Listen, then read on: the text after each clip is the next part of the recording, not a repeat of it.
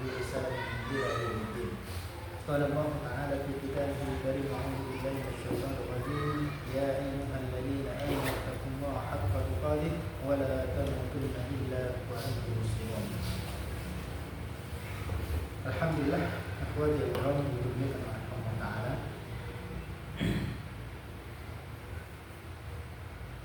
Pada kesempatan malam hari ini luar biasa, cukup mencenangkan, mengejutkan, dan alhamdulillah setelah kemarin hampir privat sama Mas Rizky pertemuan yang lalu, dan sekarang alhamdulillah teman-teman semua diberikan kesempatan bisa datang semua mengaji bersama. Jadi kalau gini kan kita rasakan enak, ada koncone, banyak temennya dibandingkan sendirian, dan wajah-wajahnya ini nggak bosan nih. Kalau bosan bagaimana? Nggak cuma itu tok, atau Mas Fadli tok, atau Mas Dewa nggak ada Mas Dewa atau Mas Rizky atau ini pun tok belum nggak sih? Jadi butuh paling gak refreshing sidik-sidik, perubahan wajah. Kadang-kadang seperti itu. Ngomongnya ini sih belum kelihatan nih yang perempuan ini, belum ada kabar. Sudah lama nggak ada kabar dari yang perempuan. Jadi alhamdulillah paling tidak pada gerong pada kesempatan malam hari ini banyak di antara kita diberikan peluang bisa hadir ngaji bersama. Mudah-mudahan kumpulnya kita pada malam hari ini bisa kita istiqomahkan, bisa lanjut bareng-bareng memotivasi satu sama yang lain, dan kita harapkan kita pertahankan dengan ini, dan yang berikutnya mudah-mudahan semakin banyak teman-teman yang mulai ikut ngaji bersama kita juga. Ada yang baru? Ada yang baru? Wajah-wajah awal baru. Namanya siapa? Ganjar. Ganjar. Ganjar. Ganjar. Ganjar. Ganjar. Ganjar. Iya. Capres. Ganjar. Sini wakil. Raffi. Oh, Raffi. Kelas berapa? Ganjar. Ya baru mau masuk SMA. 1 SMA. Iya. Raffi 2 SMA. Kelas 1. Beda sekolah. Sama. Ya, alhamdulillah ada teman baru ikut ngaji atau baru gabung remaja? Yang Ganjar itu baru gabung remaja ngaji. Oh, baru. Alhamdulillah. Asalnya dari Purbalingga. Oh, baru pindah sini. Iya. Rumah mana? Rumahnya Bapak sih, belum tahu alamat sini sih. Belum. Saya apa ya? Rumahmu blok? Nggak ada blok. Nggak ada blok? Nggak tahu alamatnya. Udah pindah. Rumahnya Pak Marsi. Ya. Ya, alhamdulillah, marhaban bihudurikum. Selamat datang, selamat bergabung dengan teman-teman dengan remaja masjid. Harapannya bisa semakin membantu dan semakin meramaikan kegiatan kita, amar ma'ruf nahi munkar, dan juga mempertahankan istiqomah kita dalam mengaji. Dan saya harapkan terutama pada teman-teman yang lain, saya tekankan jangan sampai bosan-bosan, meskipun teman-teman yang lama sampai saya nasihati, saya ingatkan apa yang belum iku tapi ya begitulah. Paling tidak Mas Ganjar terutama yang masih baru, nanti jangan kaget gimana, masih ngaji pertama ya? Iya. Ngaji pertama dengan kondisi yang seperti ini, nanti untuk kedepannya Mas Ganjar jangan kaget. Misalkan ketika datang ngaji berikutnya kok cuma sampai antarin teko misalnya nggak usah kaget. Tapi paling tidak meskipun agak kaget, bingung teman-teman kumang-kumang itu karena kabel ini kita makan itu mau hilang kabel. Ya begitulah manusia. Kadang untuk bertahan istiqomah dalam kebaikan, pengennya itu istiqomah terus, tapi kadang malah nggak sesuai dengan rencana. Makanya alhamdulillah kalau misalkan Mas Ganjar masih merasakan pertemuan pertama dengan kondisi teman-teman yang banyak, ini banyak. Kalau dihitung itu dari pertemuan yang lalu ini sangat banyak. Karena biasanya ngaji kita anak-anak remaja paling tidak berapa anak? 3 anak, 2 anak, 4 anak, itu bertahan itu terus. Jadi kalau sampai 1, 2, 3, 4, 5, 6, 7, 8 ini alhamdulillah luar biasa. Makanya nanti kalau misalkan sampai ikut ngaji pas datang, kok misalnya cuma sampai atau sama Mas Rizky atau sama yang lain, kok nggak ada teman-teman yang lain, nggak usah kaget. Saya harap untuk kedepannya jangan kemudian waktu percuma. Ternyata baru ngaji rumah aja itu rame di santok. Mari ngomong akeh, kau ya, akeh sing gak teko. Apalagi ini masih hari libur, masih liburan atau sudah pada masuk sekolah? Sudah enggak. Hah? Ada yang sudah ada belum? Alhamdulillah.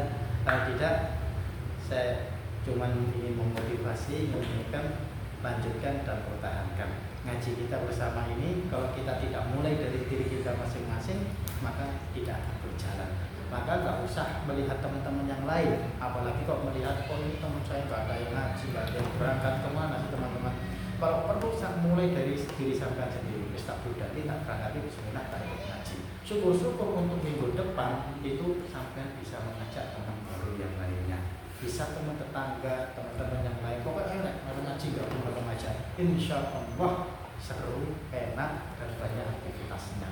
Dan paling tidak, terutama di sini jangan tinggalkan ngaji, tetap pertahankan. Dan ini sebagai pembukaan, maka kita lanjutkan pembahasan kita pada malam hari ini yang kita bahas berkaitan dengan kitab Adabul Mufrad yang membahas tentang adab-adab dan etika yang disunnahkan, yang dicontohkan oleh Nabi Sallallahu Alaihi Wasallam. Kita bahas di sini ada sebuah judul yang disebutkan bersikap sederhana di hadapan manusia. Kita dianjurkan keadaan apapun yang kita miliki, usahakan jangan terlalu banyak gaya. 1, 2, jangan terlalu memaksakan diri dengan kehidupan yang tidak sesuai dengan keadaan kita. Ini penting. Sekalipun kalau misalkan kita atau diantara sampean ada yang keluarganya mampu atau yang sugih-sugih, yang kaya-kaya misalnya. Ada yang kaya, protes saya kaya, punya masalah uang gampang. Misalkan dari dirinya kaya, paling tidak hiduplah sederhana. Ini bagus. Karena apa? Kesederhanaan inilah yang akan membuat diri kita tenang dalam keseharian kita dan tidak banyak mikiri atau tanggungan-tanggungan yang lain. Meskipun dia orang kaya, meskipun dia mampu, tapi ternyata kehidupannya itu tinggi. Meskipun dia mampu bisa bayar ini, dia beli ini, tapi alangkah baiknya dia bisa bersikap sederhana. Maka orang yang sederhana hidupnya, maka dia bisa bergaul dengan siapa saja. Ini sehingga ketika kita mampu hidup sederhana, kita itu bisa bergaul dengan orang-orang yang kaya, yang sederhana, yang sedengan maupun orang miskin, terutama orang yang tidak punya apa-apa, ataupun orang-orang yang kita jumpai, teman-teman yang kita jumpai di kelas, di tempat kerja, atau bahkan di tempat-tempat sekeliling kita, atau bahkan di tempat ngaji ini. Jadi nggak semuanya orang mampu, nggak semuanya bukan kaya. Tapi ketika kita mampu hidup sederhana, menerima apa adanya dan nggak suka pamer, insya Allah teman-teman atau orang-orang yang lain dekat dengan kita itu enak. Beda kalau misalkan meskipun ada di antara teman-teman ketika kita ngumpul reuni, maka banyak yang menggambarkan biasanya acara reuni itu tidak cuma acara kumpul-kumpul bertemu dengan teman-teman yang lama nggak ketemu kemudian bisa kumpul bersama, tapi seolah-olah di balik kumpulnya reuni itu sudah mulai pada memamerkan barang-barang yang dia miliki.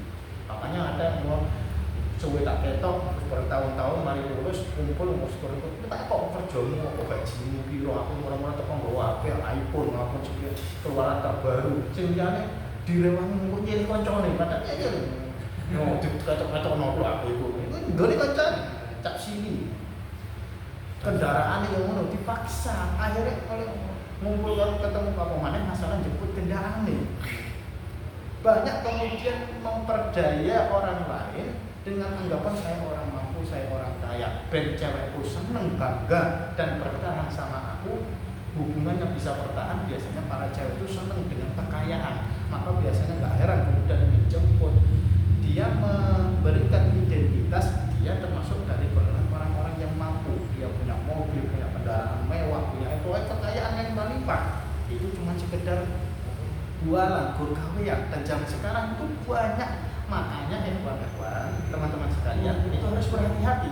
Bahkan untuk bergaul dengan teman-teman, apalagi sampai mencari pasangan, buat gendaan atau apalagi pasangan secara resmi, persiapan ameh nikah terutama. Ini umurnya lagi ya?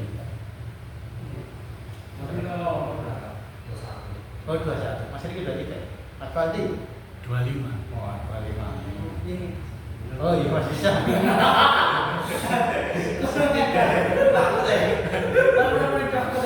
Bisa beneran. Waduh, atau hijau. Lagi. Siap. Ustaz. Lagi. Lagi.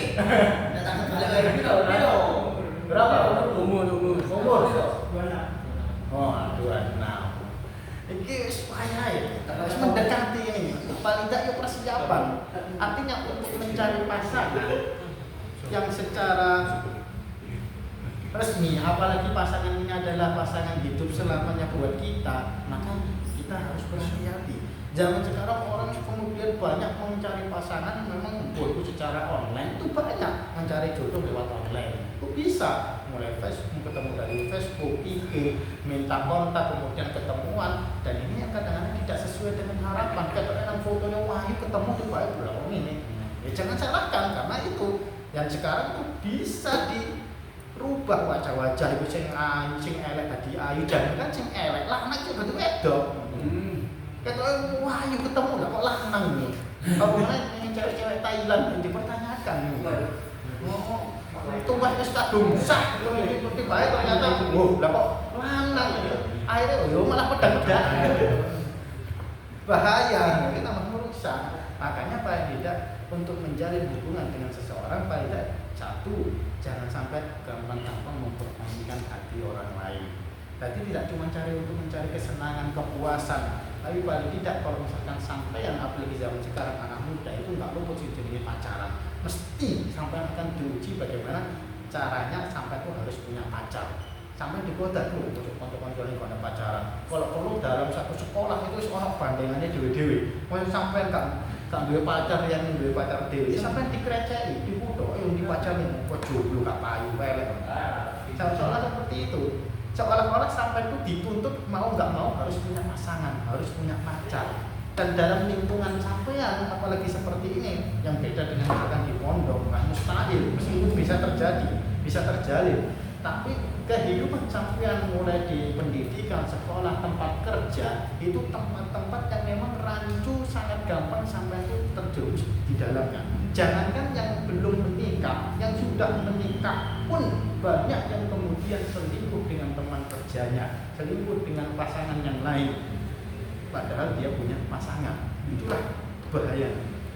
Lalu kenapa kok mereka malah justru selingkuh mencari pasangan yang lain? Bisa jadi karena memang kesepian atau bahkan tidak puas dengan pasangannya, lebih seru enak dengan pasangan yang lain, ini yang bahaya. Maka kadang-kadang bibit-bibit yang seperti ini muncul dikarenakan memang masa jomblonya ketika remaja dulu dia biasa gonta-ganti pasangan.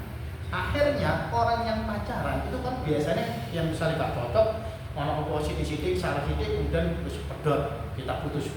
Ini gampang boleh liyane. Mau cilik itu seminggu putus, seminggu meneh putus, kowe putus ya. Dari sak Sidoarjo dijelajahi kabeh.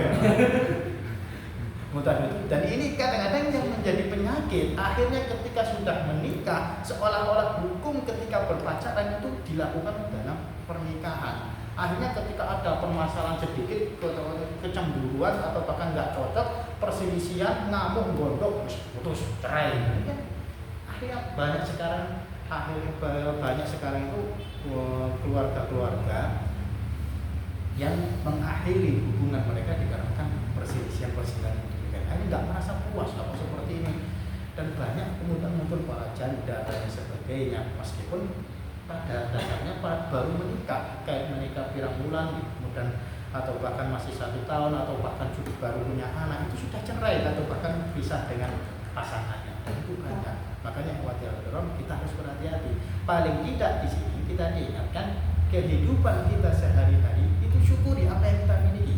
Meskipun kita dituntut, ada teman-teman yang memang diberikan rezeki kekayaan, ya sudah karena dia kaya. Tapi kalau kita memang nggak mampu, kita punya apa, kita cuma punyanya ini, ya sudah jangan memaksakan. Dia nih sedikit ganti HP, nggak suwe kayak tau HP, anyar. Yang sampai nggak mampu, wes nggak usah meri-meri. Waduh, aku pengen sesuatu malah memberatkan. Iyalah punya, yang sampai berusaha mandiri, aku tak nabung sidik-sidik, yang ini jangan memberatkan bapak ibu, ya nggak masalah. Nabung dewe, satu dewe itu lebih baik. Khawatirnya nanti wis nggak mampu, lihat koncolnya bawa sepeda wapik sisa keluaran terbaru, kemudian pakaiannya, benda atau bahkan HP-nya, semuanya itu barang-barang mewah, dan sampai itu pengen mengikuti seperti pengen saingan, yo geblak sampai gak kuat tuh nih, direwangi malah ngutang ini, apalagi yang akhirnya direwangi apa caranya oleh duit cepet ya, kok yang orang ngirim foto ya ngepet sih saya. Nah ini bahaya. Akhirnya orang sekarang itu banyak dituntut untuk tampil keren, tampil bagus, tampil mewah, tapi tidak sesuai dengan kemampuan yang dia miliki. Ini yang bahaya. Makanya kita diingatkan oleh Nabi paling tidak hiduplah dengan sederhana. Sekalipun sampean mampu, paling tidak jangan banyak gaya. Yang iso ojo kakean pamer. Orang yang suka pamer, meskipun dia orang kaya, rata-rata orang melihat itu menilai itu kurang baik. Sekalipun bapak mana ini, bapak ini meskipun dia sugih, tapi yang cilik-cilik kata pamer dengan dia dan gerak-gerik orang yang pamer itu kelihatan. Entah itu cara ngomongnya, menampakkan barangnya, itu kelihatan. Bahkan geraknya menggawa jam semua orang, kata-kata bawa cincin semua nih sama, waduh, situ-situ, dan itu orang melihat itu kelihatan itu orang ini pamer. Yang itu bawa cincin apa dibuka ngalang-ngalang tesi, atau bahkan nggawa HP sekarang sana iPhone itu ditokno gak cuma sih ditokno kabeh nggawa 5 apa sak rentah sak toko digawa kabeh misalnya. Itu kan adalah seperti itu. Dan gelagat orang-orang yang pamer itu tidak disenangi oleh orang lain. Makanya di sini Nabi Sallallahu Alaihi Wasallam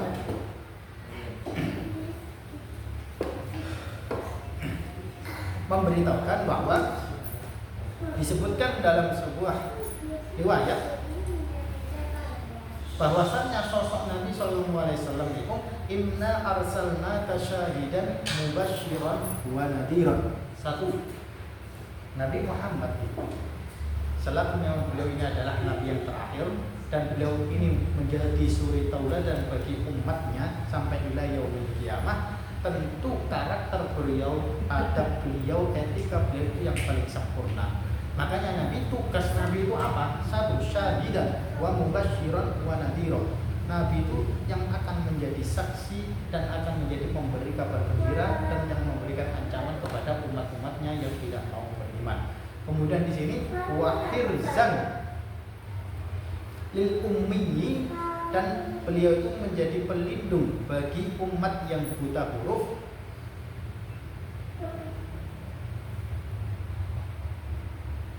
Laisa bifaddin wala walidin, dan Nabi itu bukan orang yang faddin. Faddin itu kasar, walidin dan keras. Ini karakter yang kedua, kasar dan keras. Meskipun setiap manusia itu diberikan karakter yang beda-beda, apalagi alhamdulillah bagi orang-orang atau teman-teman yang memang diberikan watak yang lemah lembut.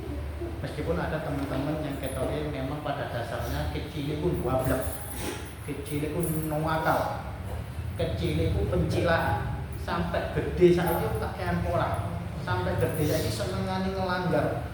Kalau perlu namanya kurang ajar, pokoknya wablek. Tapi alhamdulillah sebelum ngaji, ini cik bagus. Tapi paling tidak kita diingatkan masing-masing kita itu diberikan oleh Allah Ta'ala itu karakter yang beda-beda. Untuk apa? Untuk ujian bagi teman-teman yang lain.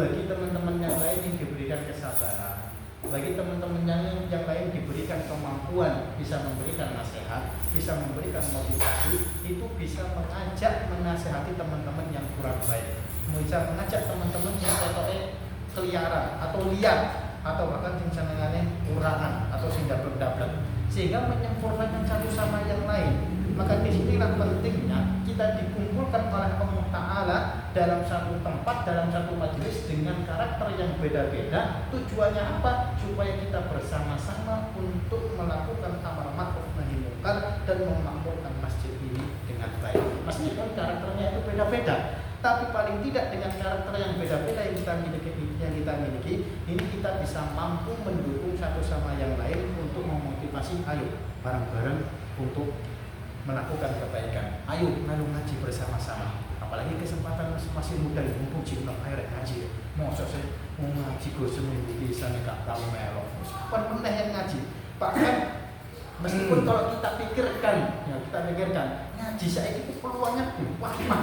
Dan sekarang insya Allah masing-masing kita itu punya HP. Ada yang nggak punya? Punya HP semua? Punya HP. Dan peluang untuk mendengarkan, melihat pengajian, sampai ngaji, apalagi untuk melalui HP, apalagi zaman sekarang majelis ilmu pengajian itu banyak dan sangat gampang. Ini setidaknya ini lebih membuat kita untuk bisa mengikuti pengajian dengan baik. Masjid pengajian di mana-mana banyak, di sekitar kita banyak pengajian. Kalau misalkan kita nggak mau berangkat ke masjid, HP bisa kita buka, kita tinggal pilih ustadznya siapa, ceramahnya, materinya apa, apapun itu dari mulai yang berpulas sampai yang biasa-biasa bisa kita dengarkan. Artinya apa?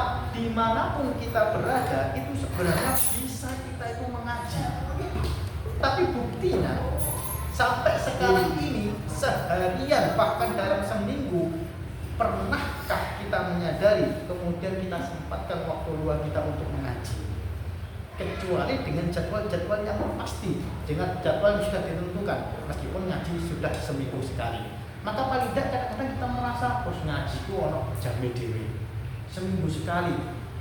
Meskipun peluang untuk sampai ngaji itu lebih banyak dan lebih bisa, tapi buktinya ketika sampai di rumah, ketika sampai dimanapun, sampai dalam longgar atau bahkan sampai buka TikTok, sampai buka IG, itu kira-kira lebih pilih yang mana yang sampai buka ngaji atau buka liar, apa membuka nge-game atau bahkan sebagainya. Kadang-kadang muncul pengajian itu kita skip, kalau dihilangkan maju. Dan ini secara tidak sadar itu tangan kita itu bergerak sendiri. Pokoknya kita ono pengajian gambar wong kopiahan ngono. Kok keluar metu suara auzubillahi minasyaitonir rajim. Apa itu pro assalamualaikum. Itu dilangi. Seolah-olah setan dalam diri kita itu menjelek. Dalam diri kita setan itu berusaha ayo hilang ono. Iku lho ni sore ono sing joget-joget to ketok udene. Ini sore, meskipun sekalipun ketika kita lihat di TikTok atau di manapun itu berada, itu kita lihat di bawahnya kemudian ada pengajian lagi. Akhirnya malah kita skip terus, kok metu ngaji terus itu balik. Akhirnya kadang-kadang kita penasaran, sekali kita lihat maka biasanya dalam aplikasi itu kadang-kadang kan video apa yang kita sering kita lihat itu biasanya akan sering lebih muncul dalam itu yang kita lihat. Maka sama, dan paling tidak seolah-olah tangan kita sendiri pun mau nggak mau itu mengikuti ritme atau bahkan jalannya itu tadi. Sehingga ketika ada pengajian, ada bacaan ayat Al-Quran, seolah-olah tangan kita itu sudah bergerak, jangan didengarkan. Liyane wae, mending liyane mau. Mulane kalau saya joget-joget lu pakai sing joget-joget TikTok yang buka sampai sok pengen viral wis kabeh metu kabeh. Mulai sing cilik-cilik arek enom sampai sing mbah-mbah gak mau kalah. Mulai sing turu, sing lemu sampai sing bareng, sing cungkring wis ada semua. Dan apalagi untuk anak-anak dari seorang laki-laki, maka ujian fitnah terbesar itu memang pastinya lawan jenisnya perempuan, itu wanita. Makanya kalau kita tidak berhati-hati, tidak menjaga kehidupan kita, pandangan kita, maka itu semua memaksa diri kita untuk tampil bergaya, apalagi mengikuti idola-idola yang tidak baik. Makanya kalau kita mengidolakan sampai sekarang, kalau ditanyakan, apalagi anak-anak muda, idola sampai sopo, mustahil kemudian ada yang mengatakan saya ingin menjadi seperti Abu Bakar As-Siddiq. Karena apa? Anak muda zaman saat ini gak mungkin tahu siapa Abu Bakar As-Siddiq, apalagi Umar bin Khattab, kemudian Khalid bin Walid, mustahil. Karena apa? Gak tahu bagaimana perjuangan mereka. Dan sekarang anak-anak muda yang disorot, yang diikuti idolanya siapa? Ya wes itu artis Korea, artis-artis zaman sekarang. Ya wes, karena sudah menjadi idola, itu biasanya aku ingin seperti mereka diikuti. Khawatirnya nanti kemudian tampil gayanya seperti mereka, kebiasaannya mengikuti mereka. Bahkan kalau perlu, ketika mengikuti idola-idola artis yang bencong-bencong sekalipun itu melu, jadi bencong sisan. Akhirnya kumpulan dari geng kelompok bencong-bencong yang menumpuk dari siji. Dan sampai sendiri ngerti, ketika sampai bergaul ketemu misalnya, kadang-kadang memang ada di antara teman-teman ketok elangan, dan kadang-kadang ada teman-teman itu wajahnya itu memang cantik. Dia laki-laki, tapi memang wajahnya itu manis, cantik. Dan itu ada. Apalagi sampai punya teman ketemu sekolahan, apalagi sama teman kerja. Kemudian gerak-geriknya itu kemayu ngandel. Gila loh. Mau namanya pedil. Kalau pedil kan mau teker kisah. Kemayu. Bencong, gila nih. Paling tidak sampai alhamdulillah laki-laki seperti ini, paling tidak tunjukkan kelakian sampai yang tunjukkan kejantanan sampai, bukan paling kok ditutup-tutup nongnya. Kejantanan sampai itu sampai tunjukkan pengelangan itu gimana, pria itu laki-laki itu bagaimana, itu tunjukkan. Jangan kemudian laki-laki ngomong, ngomongin kemayu gerak-geriknya ini kudu lanang itu tegas, ngomong itu juga tegas. Apalagi ketika ditanya pemimpinnya, ditanya gurunya, harus dijawab dengan tegas, jangan kemelengah. Harus tegas, sampai tunjukkan ketegasannya. Jangan sampai menunjukkan surah laki-laki yang sudah latihan malu pukul. Enggak lanang, mana sih tinju kowe ya. Bencong. Gila nih menunggu gerak-gerin. Dari bahaya. Dan itu merusak bagaimana? Dilihat juga gila, merusak pandangan, dan itu merusak karakter orang lain.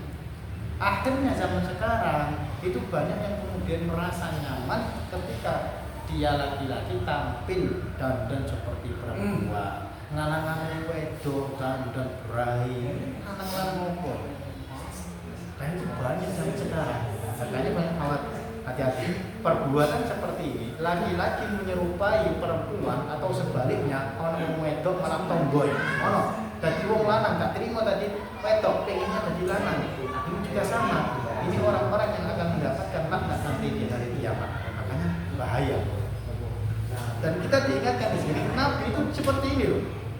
Karakternya Nabi itu fadil laisa bifadil wala ghalidin. Dia itu bukan orang yang kasar maupun bukan orang yang keras. Beliau itu lemah lembut. Wala sahqabin, dan beliau itu bukan orang yang uraan fil aswaqi di pasar. Bukan orang uraan, pengaku, pencilaan, kakek bola. Enggak, beliau itu orang yang dermawan, orang sopan santun dan orang yang baik. Makanya ikhwan sekalian, teman-teman, paling tidak berusahalah sampean, meskipun sampean itu punya karakter yang beda-beda, jangan kemudian ditampakkan, jangan terlalu ditunjuk-tunjukkan kalau misalkan sampean punya karakter yang nggak baik, yang kurang bagus, jangan ditunjuk-tunjukkan, meskipun itu kadang-kadang masalah sepele, entah itu kasar atau bahkan jangkar, apalagi yang kurang beradab. Biasanya yang paling menjadi masalah umum itu biasanya paling tidak masalah mentut paling tidak. Dan masing-masing kita mesti semuanya itu menuntut. Dan menuntut, dalam menuntut sekalipun itu ada adabnya. Tidak kemudian cakap bantuan aku antun tutup dewa tak antun ya wis kan diri. Enggak, ada adabnya. Sekalipun cuma masalah seperti itu, tapi hati-hati, tidak sembarangan kemudian dientuk-entuk dibanter-banter. Lihat kondisi. Kalau misalkan di dalam kelas, dalam acara formal, sosok mau dientuk mau kayak speaker yang gak sopan. Bukan banter, ngomongnya sih nuntutnya tuh berirama tadi ada. Gak bagus. Apalagi di saat-saat kondisi masalah ibadah.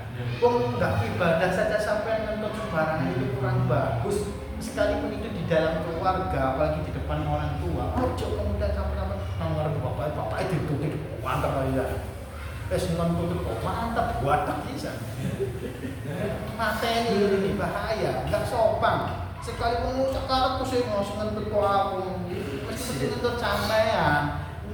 Krungu suara entut itu kadang-kadang kayaknya risih. Ngomong-ngomong dalam acara formal dulu, pengajian, sekolah, dalam tempat kerja, apa mana sampai pas ngedep kepala sekolah, ngedep orang yang punya wibawa, orang yang punya pangkat, kemudian apalagi ngedep sama bosnya, ngomong-ngomong ngetut doang tapi wani, gak sopan. Artinya apa? Sekedar seperti itu pun paling tidak harus tahu tempat. Kalau misalkan kita di tempat-tempat yang nggak didengar orang, ya sudah sampai ngeluh ngapain banter-banternya sudah terserah sampean. Gue sama gue banter terus setek-tek sama gue. Soalnya cuma sama sampean toh. Tapi kalau misalkan ngumpul sama orang lain, itu juga jangan kemudian malah balas-balasan tuntutan nggak sopan. Makanya paling harus kita hati-hati. Bahkan dalam acara ibadah, masalah ibadah, ketika sampean sholat, ketika kita sholat, itu tidak boleh kemudian ditahan-tahan, apa itu kebrojolan, itu malah bahaya. Khawatirnya biasanya orang menahan itu malah justru keceplosan, dan semakin ditahan, keceplosannya itu lebih banter. Tahan, tahan dilukas, sampai salam ditahan-tahan. Malah metu keceplosan. Itu terbawayan. Semakin keras, semakin ditahan, yang nggak kuat, kemetu siti ku banter. Lagi kan membuat orang lain nggak khusyuk. Dan kadang-kadang umumnya kita kalau mendengarkan orang kentut itu mesti guyok nih. Meskipun itu lucu, guyok nih paling nggak itu kurang sopan. Itu dalam masalah seperti itu saja ada adabnya, ada etikanya. Apalagi dalam masalah yang lebih besar, dalam masalah karakter kita sendiri, paling tidak dididik. Ayo, wahai anak muda, ini contoh Nabi, jadikanlah diri kita itu memiliki adab-adab dan etika sopan santun yang baik. Kita bekal diri kita anak-anak muda, ayo tunjukkan anak muda Islam itu sopan santunnya itu bagus. Jangan kemudian kita punya keluarga, bapak ibu kita itu orang baik, apalagi orang-orang yang terpandang, jangan mencemari, apalagi jangan memperburuk wibawa mereka, malah membuat kita dikenal anak-anak yang kurang baik. Emang kasihan bapak ibu kita, yang bapak ibu yang apik, ahli ibadah, ternyata anak-anaknya tukang medem, anaknya tukang judi. Bahaya, apalagi bapaknya orang baik, keluarganya keluarga baik-baik. Anak-anaknya senengannya wis jelajahi meteng-meteng wong wedok wakai. Rusak. Apalagi zaman sekarang, hati-hati. Umumnya umur sampai sekarang ini banyak anak muda yang kemudian biasa untuk melakukan perzinahan. Zina itu biasa. Dan perzinahan tanpa diajari sing jenenge kawin, gak diajari sampai ku pinter-pinter dhewe. Dan anak muda zaman sekarang, jangan sing nom-nom sing cili lho, wis kadang-kadang wis menguasai. Nah ini yang kadang-kadang merusak otak anak-anak zaman sekarang. Akhirnya otaknya itu terlalu besar, kegedean otaknya otak orang-orang dewasa, akhirnya otaknya otak mesum. Tumbuhnya dewasa dia tertahan, yang dipikirkan dalam otaknya itu cuma kemesuman, ini rusak emang. Di mana-mana bayangannya itu rusak. Makanya kita diingatkan hati-hati, jaga pandangan sampean, jaga kebiasaan sampean. Jangan sampai, pokoknya jangan sampai hati-hati, jangan sampai terjerumus melu-melu kanca liyane mbok mendem-mendem judi atau bahkan sekarang itu banyak judi online dan sebagainya. Dan jangan sampai ikut-ikutan apalagi melakukan perzinahan. hati-hati. Karena perzinahan itu terjadi di mana-mana ketika ada kesempatan dan ada peluang, itu bisa terjadi di mana-mana. Selagi punya pasangan, selagi punya pacar, pokoknya semua dua-duanya itu podo gelem, podo nafsu, ini bahaya. Dimanapun tempatnya itu kelakon, pokok nggak ada orang. Iku nang sepeda motor, nang mobil, nang kuit, nang mestilah nang diwe kelakon. Apalagi wis kadung gak kuat temenan, wis nang diwe ngono, iku sambil berjalan, sambil melayu, wis renang, wis kelakon zina di mana-mana. Bahkan kalau perlu nang omahe dhewe, nang bapak omah, ketika orang tua nggak ada itu kelakon. Diwe apa? Gak main ke rumahku nggak ada orang loh. Kasih. Nah, siapa yang nggak main gaspol lah. Jadi sepi gak ada uang, gak ada uang cek metu, umpamanya kopi. Bahaya.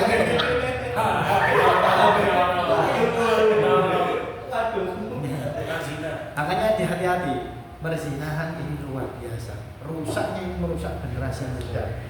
Nikmatnya, enaknya cuma sesaat, tapi hati-hati dampaknya itu dunia akhirat. Sampai mungkin kecuali orang yang tidak punya perasaan. Tidak punya perasaan apa? Sudah merasakan nikmat sekali, itu biasanya dia akan tuman. Bukti baik enak ya. Kurang boleh jadi. Kurang. Ini yang menjadi penyakit. Makanya hati-hati. Makanya Nabi mengingatkan, ya masyarakat syabab, wahai anak-anak muda, kalau memang sampai mampu, ya sudah percepat, tidak rapiyo, aman. Yang misalnya siap, yang kurung siap, ya hati-hati, kurung wayahe. Tambah semakin membebani dan banyak dosanya yang berbahaya. Makanya orang-orang zaman sekarang itu tidak bisa menahan nafsu, akhirnya menjalankan pernikahan itu kadang-kadang terpaksa, dan pernikahan dijalani itu kadang-kadang sudah di DP, wis meteng sih. Dan banyak sekarang seperti itu. Dan terutama bagi yang laki-laki sing seneng itu kan gombal. Memberikan hati wanita dengan gombalan-gombalan ini bahaya. Nah, kemana sih ngomong semua itu ini lain toh. Karena apa? Itu kebanyakan kesalahan dari pihak laki-laki. Makanya kalau misalkan dari laki-laki sampai itu bisa menjaga diri, insya Allah sampai bisa nyetir. Kalau misalkan si lanang itu gak kuat, nafsunya gede, ini bahaya. Kudu ucul lagi. Ini gak dicencang, gak dicepit oleh gak ada. Ditahan. Apalagi zaman sekarang itu zaman di masa dimana sampean nafsu sampai itu mau nggak mau kadang-kadang gampang melonjaknya itu memuncaknya itu cepat. Bagaimana tidak? Sampean keluar dari mana yang sampean saksikan? Nah, orang kayak hubungan, orang kayak dodo, macam-macam. Pandangan ini kan gitu, itu yang dilihat dari keadaan sampean di sekitar. Belum lagi ketika sampean buka HP. Tanpa disengaja saja itu ketok. Sing dodo-dodo tok sing kuku-kuku tok sampai sing gak kelamben itu ono kabeh. Apa meneh disengaja buka situs barang. Tambah metu kabeh. Kabeh. Apane? Nafsune gak melonjak. Iya lah ndure pasangan ini gak ono iki bahaya. Maka nggak heran kemudian banyak kasus mau mana sabune bolong kabel. Bapak ibu ya kita toh, ini kok itu sabun bolong ini kenapa ini?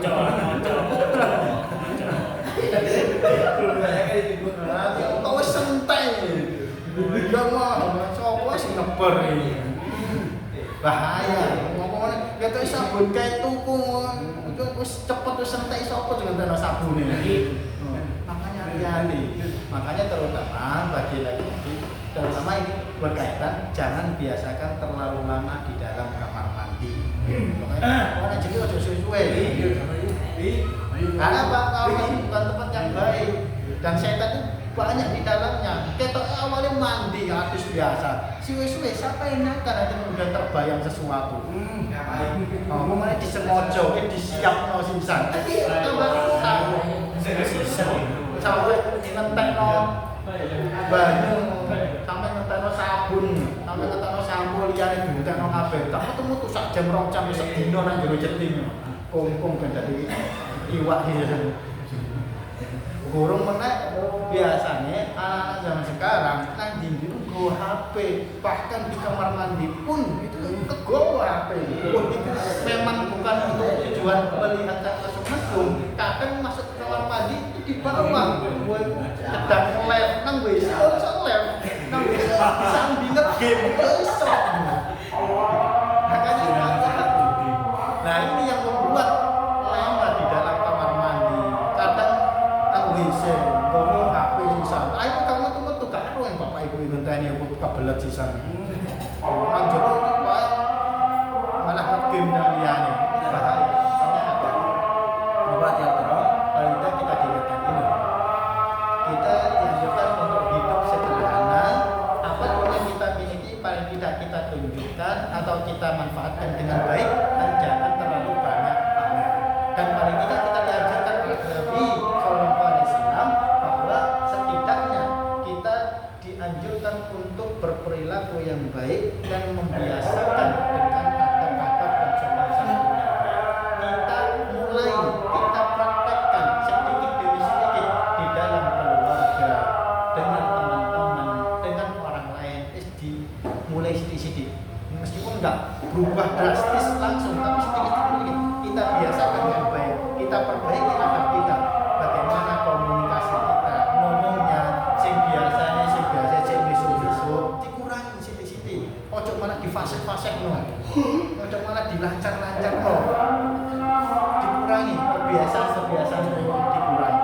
Mulai ditambah kebiasaan baiknya, dirutinkan sholat berjamaah, dirutinkan ngajinya, dirutinkan kebaikannya. Insya Allah di umur kita yang masih muda yang remaja ini kita akan diberikan kemudahan dalam masalah kebaikan itu banyak dan insya Allah bisa istiqomah di dalamnya. Syukur-syukur yang kita harapkan bersama, mudah-mudahan kita masing-masing diberikan kebersamaan, bisa kompak selalu dalam kebaikan dan bisa mengaji bersama setiap waktu, terutama dalam pertemuan kita untuk berbulan yang mendatang. Mudah-mudahan apa yang kita pelajari pada malam ini bisa menjadi pelajaran dan motivasi